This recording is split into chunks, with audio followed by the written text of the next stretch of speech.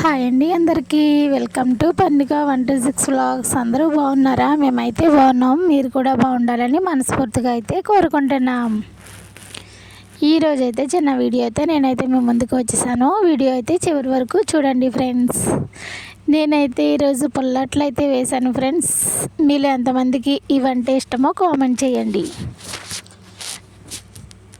ఓకేనా ఫ్రెండ్స్, మినప్పప్పుతో పని లేకుండా పుల్లట్లు సూపర్ టేస్ట్ ఉంటాయి. పుల్లట్లు అంటే పుల్లగా అయితే అసలు ఉండవు, చాలా టేస్ట్గా ఉంటాయి ఫ్రెండ్స్. ఇప్పుడైతే కొంచెం ఒక గ్లాస్ అయితే నేను రేషన్ బియ్యం అయితే తీసుకున్నాను. అందులో కొంచెం మెంతులు అయితే యాడ్ చేశాను.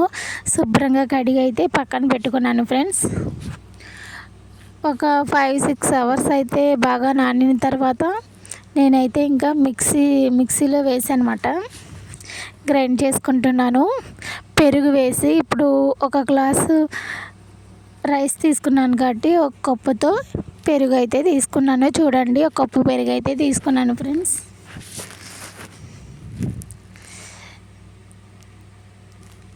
ఇప్పుడైతే మిక్సీ జార్లో ఇప్పుడు ఆల్రెడీ మనం బియ్యం వేసి కొంచెం బరకగా పట్టాం కదా, ఇప్పుడైతే ఈ పెరుగు అయితే వేసేస్తున్నాను. అట్లయితే చాలా టేస్టీగా ఉంటాయి ఫ్రెండ్స్, చాలా బాగుంటాయి. మినపప్పు రుబ్బే పని కూడా ఉండదు. నేనైతే అప్పుడప్పుడు ఇలా వేస్తూ ఉంటాను. మీరు ఎప్పుడైనా ఈ దోశలు తిన్నారా ఫ్రెండ్స్? ఇదిగోండి, మొత్తం అయితే ఇలా దోశ అయ్యే విధంగా మనం వాటర్ కూడా కొంచెం యాడ్ చేసుకోవచ్చు.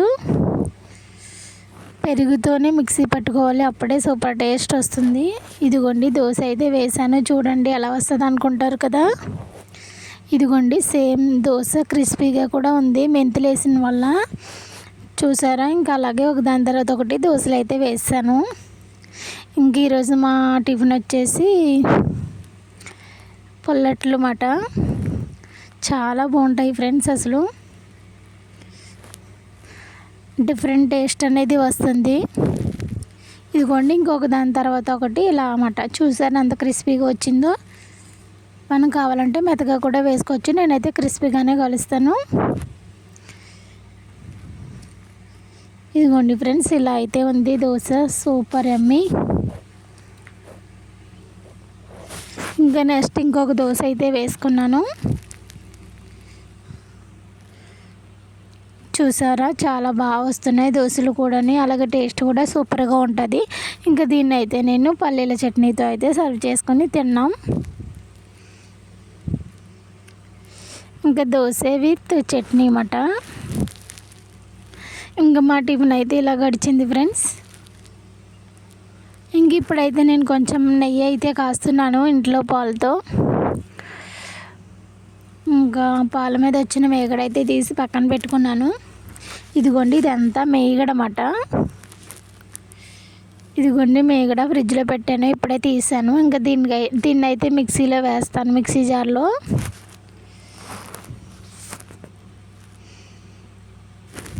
ఇదంతా మేగడే.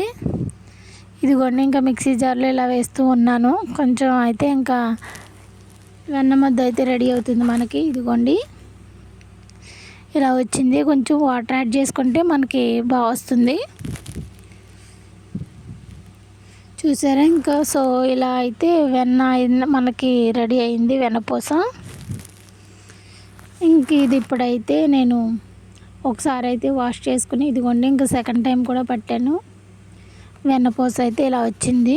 ఇంక ఇదైతే మనం ఒకసారి శుభ్రంగా వాష్ చేసుకుని ఇంకా స్టవ్ మీద పెట్టేసుకుంటే మనకి స్లోగా సిమ్లో నెయ్యి అనేది కాగుతూ ఉంటుంది. చూడండి, ఫైనల్గా ఇంత వెన్నపూస అయితే వచ్చింది.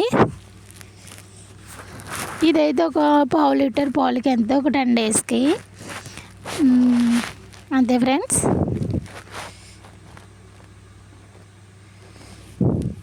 చూసారా, ఇది 2 సార్లు అయితే నేను మిక్సీలో వాడాను.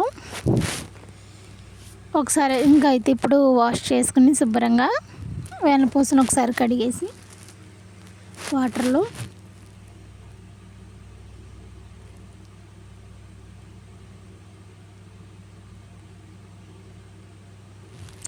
ఇదిగోండి, ఇంకా అలా అయితే కడిగేసి నేను స్టవ్ మీద అయితే పెట్టేశాను.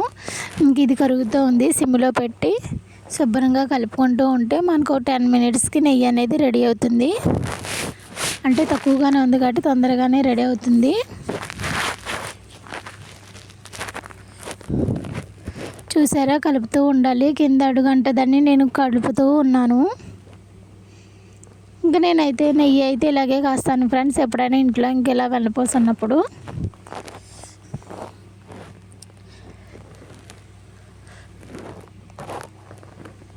చూసారా, ఇప్పుడు ఇంకొంచెం కొంచెంగా నెయ్యి అయితే సెపరేట్ అవుతూ వస్తుంది. ఇంక మనకు కొంచెం టైం అయితే పడుతుంది. చూసారా, బాగా తేలుతుంది కదా ఫైనల్లీ.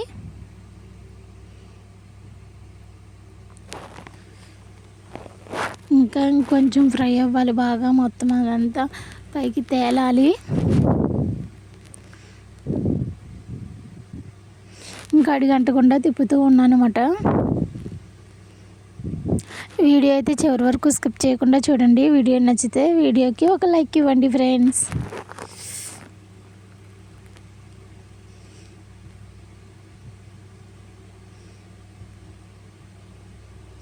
ఇంకా చూసారా, ఇంక ఇలా నెయ్యి అయితే మరుగుతూ ఉంది.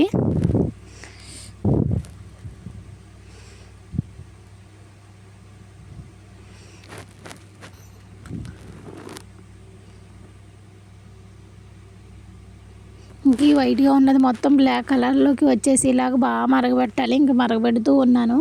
ఇంక ఫైనల్లీ నెయ్యి అయితే రెడీ అవుతుంది. Bye friends.